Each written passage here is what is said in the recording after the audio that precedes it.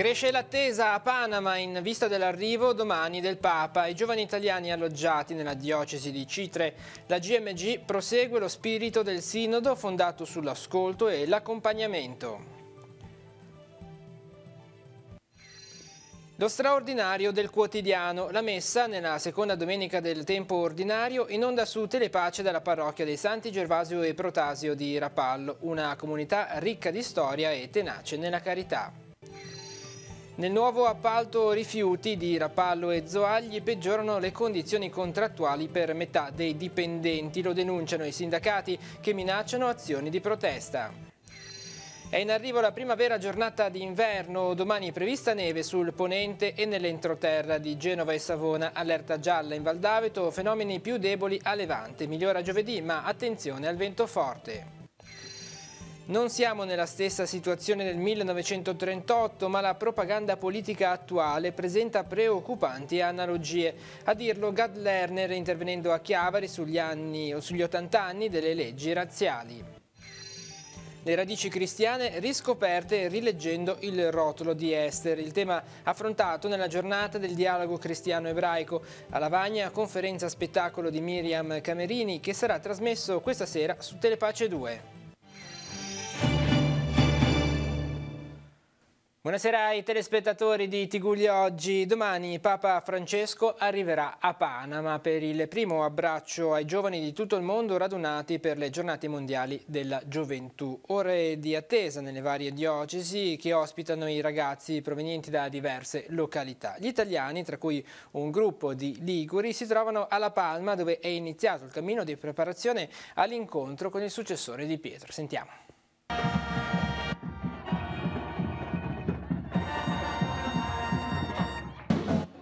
I ragazzi sono una parte attiva della Chiesa. La constatazione rimarcata nel recente Sinodo dei Vescovi sui giovani troverà una conferma alle giornate mondiali della gioventù di Panama, che per molti si sono già aperte. I pellegrini italiani, dopo essere approdati sull'istmo di terra che unisce le due Americhe, sono stati trasferiti in autobus nella diocesi di Chitre, parrocchia di San Bernardo, dove hanno incontrato i ragazzi al campo della Misericordia.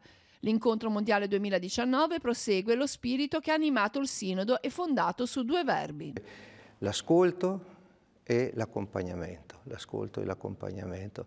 E io direi ascolto reciproco, ecco, la Chiesa ascolta, o le diverse istanze della Chiesa ascoltano i giovani nelle loro aspirazioni, nei loro ideali, eccetera, e d'altra parte anche i giovani sono chiamati ad ascoltare la Chiesa che nello stesso tempo li accompagna. Ascolto e accompagnamento che poi si riducono, io credo, nella proposta, ecco, fondamentale della Chiesa, che è quella di incontrare il Signore Gesù e di essere trasformati da Lui. I ragazzi hanno trascorso la domenica nelle famiglie gemellate di La Palma. Qui hanno potuto approfondire la loro conoscenza sulle attività di artigianato locali prima di partecipare all'Eucaristia domenicale. L'entusiasmo sta già salendo. Buongiorno a tutti, ciao Giorgona. Ciao! Siamo a La Palma, vicino C3. A quante ore da Panama City? 4-5. Quasi 5 ore. C'è un bel caldo suino. Stiamo bene. Vi ricordiamo tutti nel nostro pellegrinaggio. Avete qualcosa da dire? Ciao mamma! Ciao a tutti. Ciao a tutti. Pregate per noi. Molto. All'inizio del tempo ordinario la liturgia domenicale ha invitato a meditare il Vangelo delle nozze di Cana. È iniziato così un tempo significativo proprio nella sua ordinarietà. La riflessione è stata condotta dal parroco della Basilica dei Santi Gervasio e Protasio a Rapallo, Don Stefano Curotto, che ha celebrato la Santa Messa domenicale e è andata in onda in diretta su Telepace. Vediamo.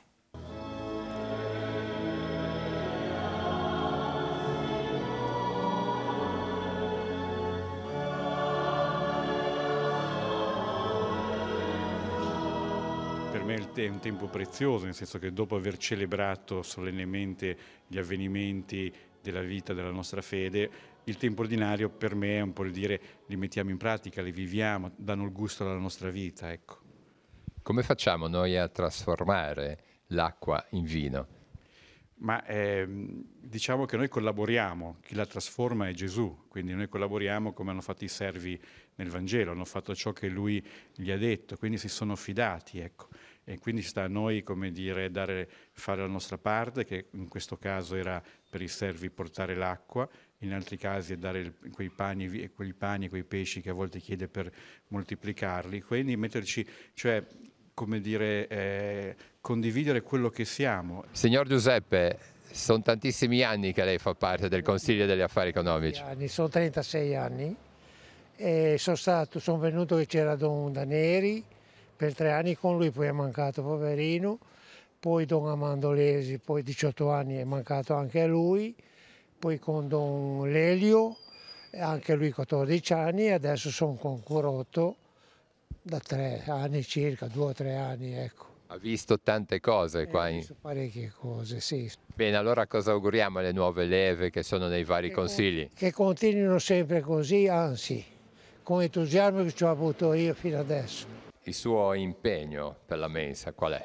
Allora, il mio impegno per la mensa è innanzitutto il martedì pomeriggio che svolgo il mio volontariato, e poi mi occupo sia del magazzino che gestire un po' i volontari nei vari turni, però quella poi principalmente è quella di stare a contatto con i nostri ospiti, che sono per la maggior parte senza fissa dimora. Abbiamo tutte le sere 32 persone, per noi sono ospiti. Infatti la mensa è denominata il cenacolo, proprio per dare quel senso di famiglia, no? Di accoglienza. Ed è un'esperienza veramente molto forte, perché poi da queste persone effettivamente c'è da imparare tanto.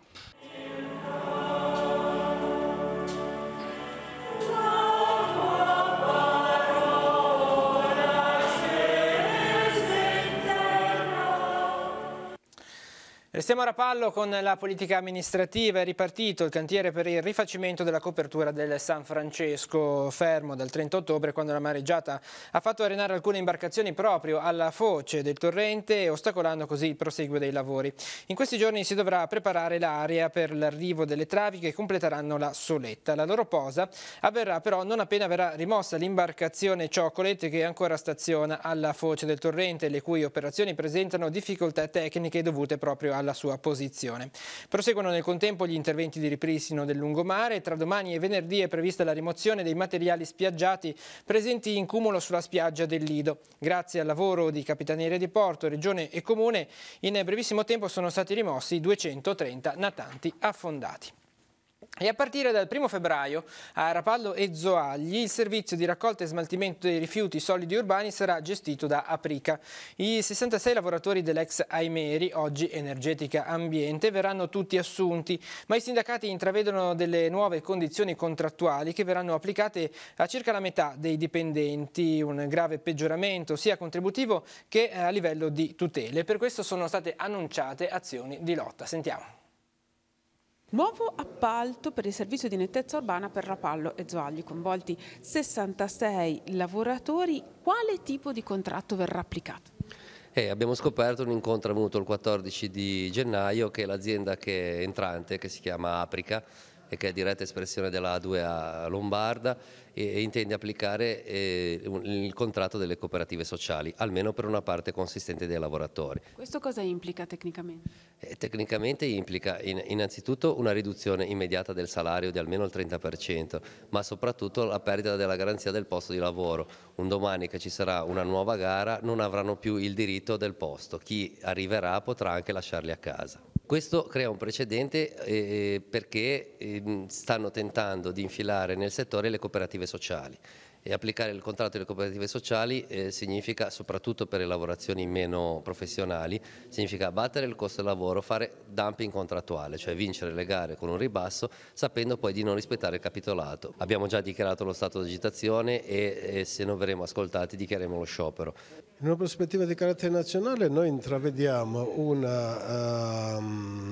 uno spacchettamento di quello che è il settore dell'igiene ambientale, quando fino ad oggi noi siamo riusciti a mantenere tutto insieme. Vengono separate le lavorazioni, dalla raccolta alle manutenzioni alla pulitoria.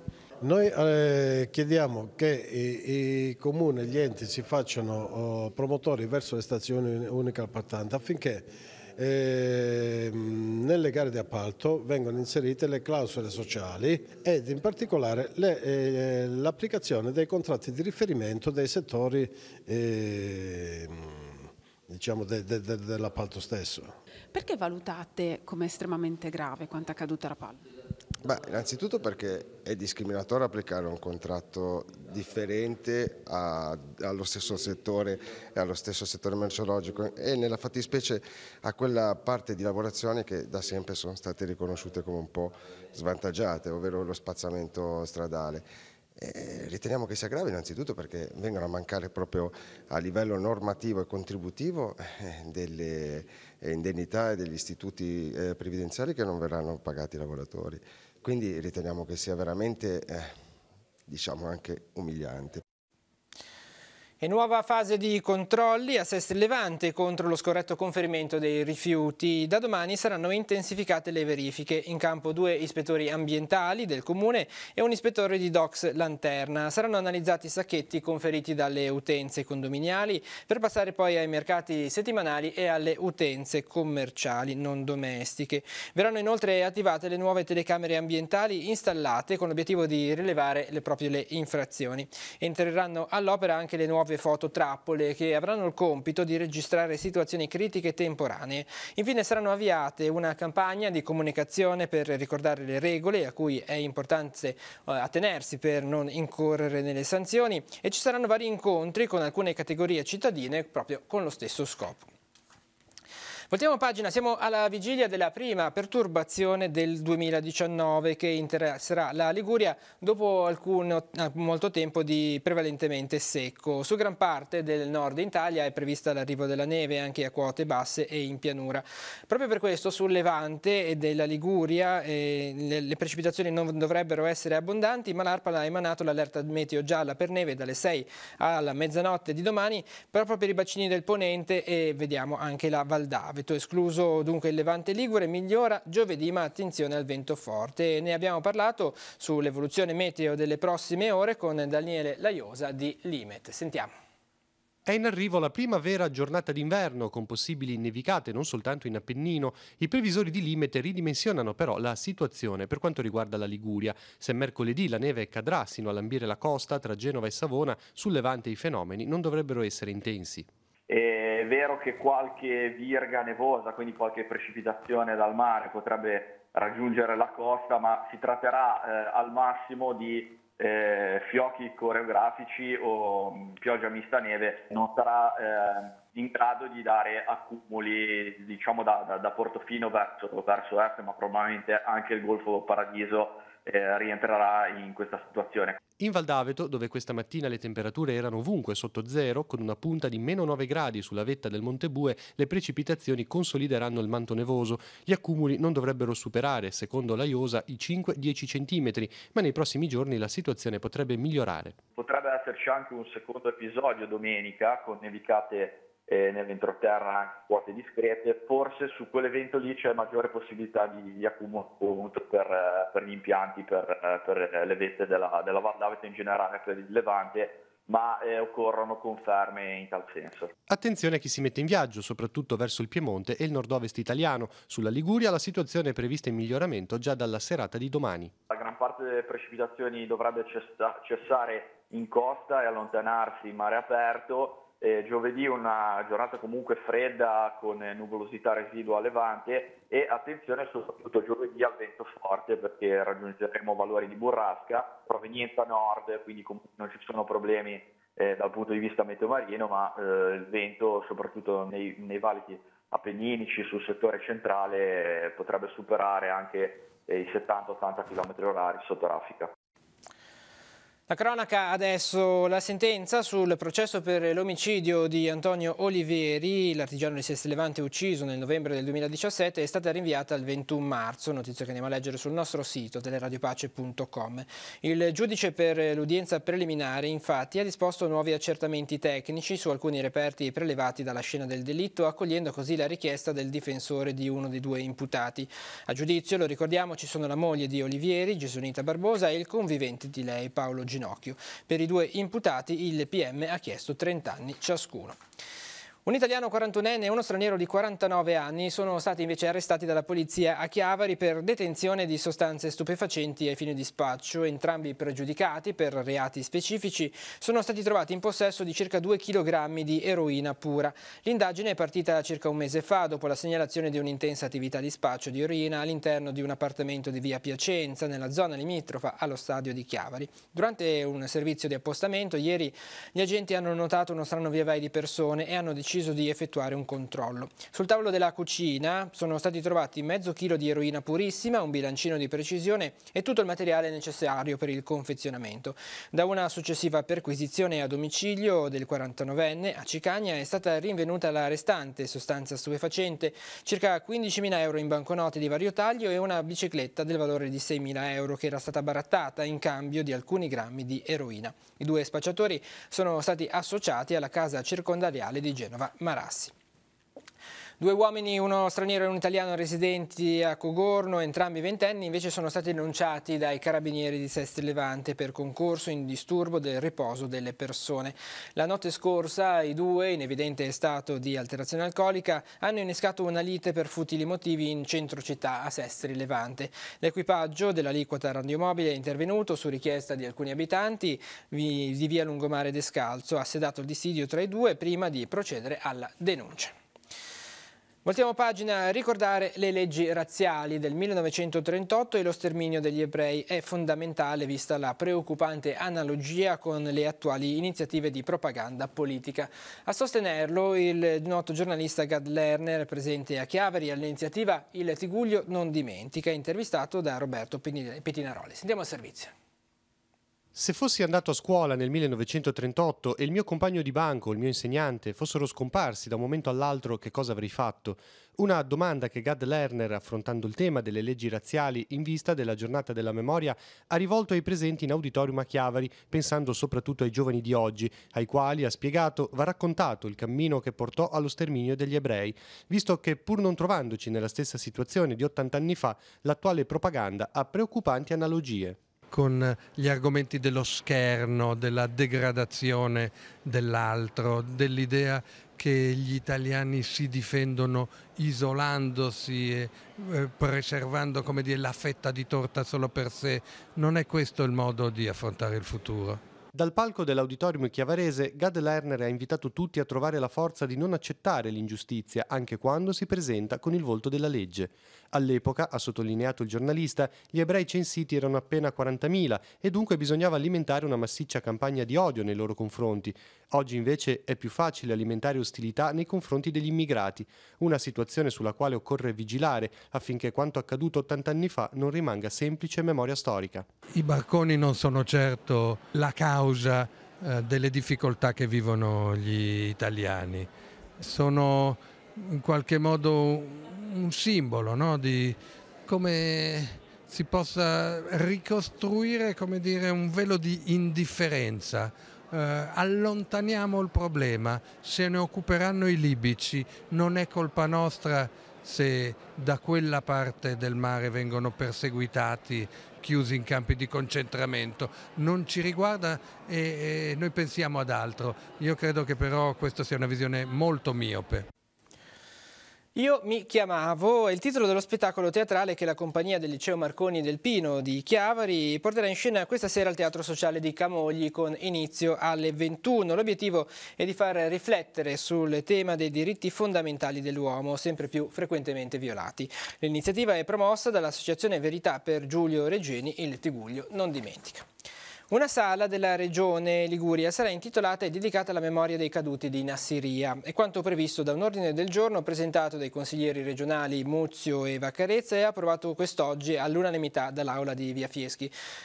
Con il voto di oggi, dichiarano i due, rappresenta un momento molto importante, tanto atteso, perché a più di 15 anni dal primo degli attentati terroristici che nella città irachena costarono la vita a 23 nostri connazionali, la Regione Liguria rende il dovuto onore a questi militari e civili che hanno servito la patria con dedizione e abnegazione e sono caduti mentre erano impegnati in missioni finalizzate a portare pace e libertà.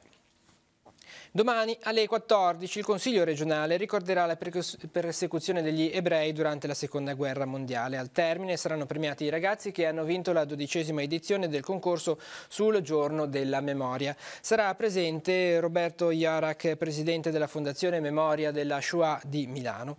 Nei giorni scorsi si è svolta la giornata del dialogo cristiano-ebraico nella parrocchia di Maria Madre a Lavagna. È andata in scena una conferenza spettacolo sul libro di Esther. Vediamo.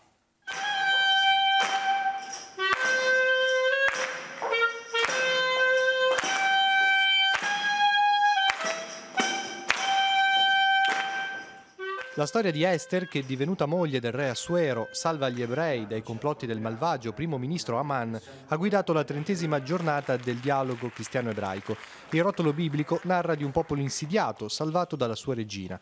Da quello scritto trae origine una delle feste più importanti per gli ebrei, il Purim.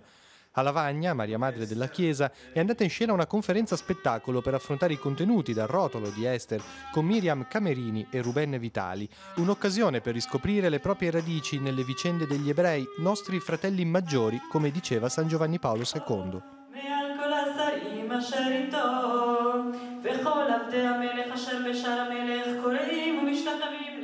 Miriam Camerini è nata a Gerusalemme, a 35 anni, ha studiato a Milano dove si è diplomata in regia, ma è anche appassionata di canto e fa lezione nelle università o in occasioni ecumeniche. Mi sembrava bello il fatto di poter mettere insieme tutte queste competenze e creare qualcosa che non è né interamente una conferenza né interamente uno spettacolo, ma parla con vari linguaggi.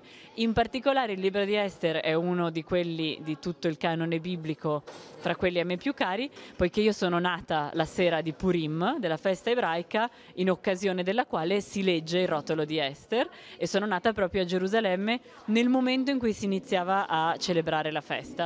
E in particolare, appunto, essendo un libro che è associato a una festa che si festeggia con maschere, travestimenti e appunto spettacoli teatrali, ho sempre pensato che in questo fosse racchiuso in parte il mio destino di regista teatrale di teatro ebraico.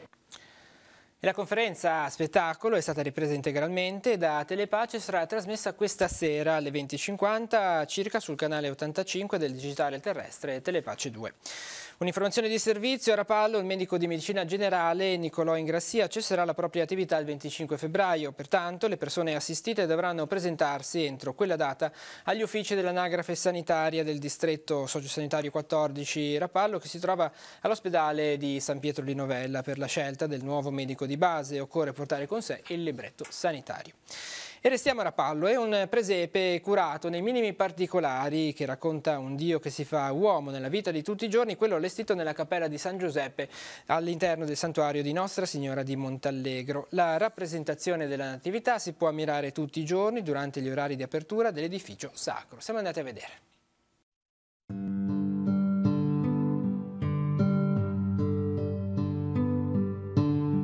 Un Dio dal volto umano. È questo il titolo che Franco Moresco ha voluto dare al presepe che ha realizzato con le proprie mani e donato per essere esposto nella cappellina di San Giuseppe al santuario di Nostra Signora di Montallegro a Rapallo.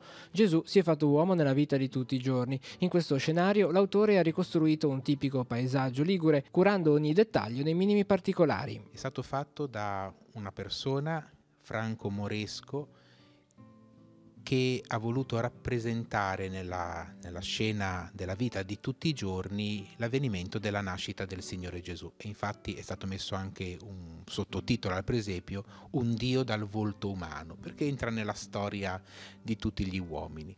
Il presepio è un piccolo capolavoro d'arte, perché se uno lo guarda facendoci un giro intorno potrebbe ritornare indietro deluso un po' da quello che vede. Se uno invece lo guarda con attenzione e si sofferma sui particolari, noterà che non c'è un centimetro quadrato di questo presepio che non sia stato curato artigianalmente e manualmente con cura e con dedizione da Franco, che lo ha allestito per la nostra contemplazione. Le case di pietra, gli orti coltivati, i giardinetti a secco, la fontana e anche i personaggi, le case, l'interno delle case, è tutto un mondo e una vita che viene raccontata, dentro la quale accade il mistero dell'incarnazione del Figlio di Dio.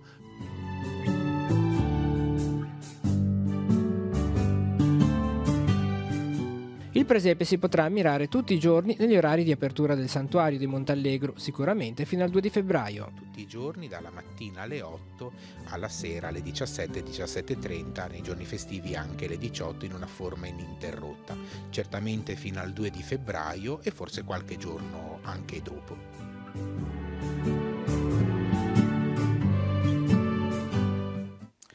E anche questa sera la rubrica Si può dare di più in onda alle 21:10 su Telepace 1 al canale 15. Sarà una rassegna dei presepi più belli e suggestivi realizzati nel Tigullio.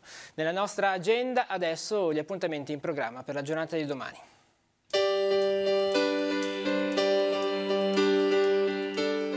Appuntamenti in agenda per mercoledì 23 gennaio. È aperto alle visite il Museo Diocesano. Le opere esposte saranno visitabili dalle 10 alle 12 al primo piano della Curia Vescovile in piazza Nostra Signora dell'Orto 7 a Chiavari. Sino al 26 gennaio a Villa Tigullio a Rapallo è aperta la mostra I segni della Grande Guerra, Rapallo nel primo conflitto mondiale. Orario di visite dalle 14 alle 18. Nell'ambito dei corsi di cultura di Chiavari, alle 16, il docente Gino Tirelli terrà una lezione di storia su 1918, l'anno della vittoria. La conferenza si terrà nella sala Livellare, nuova lezione dell'Accademia Culturale di Rapallo. Alle 16, nei locali di Villa Queirolo, Monica Bonfiglio tratterà il tema La cannabis terapeutica, luci ed ombre. Incontro educativo per genitori all'Istituto Gianelli di Chiavari. Alle 18, nei locali di Corso Lima, si parlerà delle emozioni dei bambini, come gestirle, la collaborazione e l'educazione e come risolvere i conflitti e i litigi senza urlare o sgridare. Fino al 27 gennaio a Palazzo Fasce Rossi di Seste Levante, negli orari di apertura del Musel dalle 10 alle 13 e dalle 14 alle 17, è visitabile Voglio la Luna, una mostra dedicata allo sbarco del primo uomo sul satellite, un viaggio attraverso le copertine dei quotidiani e riviste dell'epoca e di altre fonti con le quali si può rivivere lo storico avvenimento. Infine, fino al 3 febbraio, nelle sale di Palazzo Rocca a Chiavari, è aperta la mostra dedicata alle opere di Vittorio Ugolini. In esposizione 50 opere dell'artista dalla fine degli anni 30 sino al 2000, l'orario di apertura dalle 16 alle 19. Chiudiamo ancora una notizia di sport che andiamo a leggere sul nostro sito teleradiopace.com. Prende il via giovedì la prima fase di Euroleague femminile 2019 che vedrà tra le protagoniste il Rapallo Pallanuoto. Dopo diversi anni la formazione gialloblu torna in Europa avendo conquistato il terzo posto alla Final Six di A1 femminile 2017-2018. Carica, grinta e voglia di far bene non mancano, anche se l'impegno non sarà certo agevole. Il Rapallo è infatti inserito nel gruppo B che si giocherà a Košice in Slovacchia. Avversarie saranno le spagnole del Sabadell, le ungheresi delle Dunja Ravaros, le greche dei Volugnameni e le padrone di casa dell'Olimpia Košice. Un girone di ferro, ma il tecnico Luca Antonucci è fiducioso. Ci stiamo preparando con grandissimo entusiasmo perché andremo ad affrontare 3 delle migliori squadre in Europa, commenta. Cercheremo di affrontare questo impegno dando il massimo, per noi comunque vada sarà un'ottima opportunità. Accedono alla fase successiva le prime 2 classificate di ogni girone. Dunque con lo sport si conclude questa edizione di Tigullio Oggi. L'informazione torna domani mattina alle 7:30 con la nostra rassegna stampa e alle 12:45 con la prima edizione di Tigullio Oggi. Tutte le notizie le trovate sul nostro sito teleradiopace.com. Grazie per essere stati con noi e buon proseguimento di serata.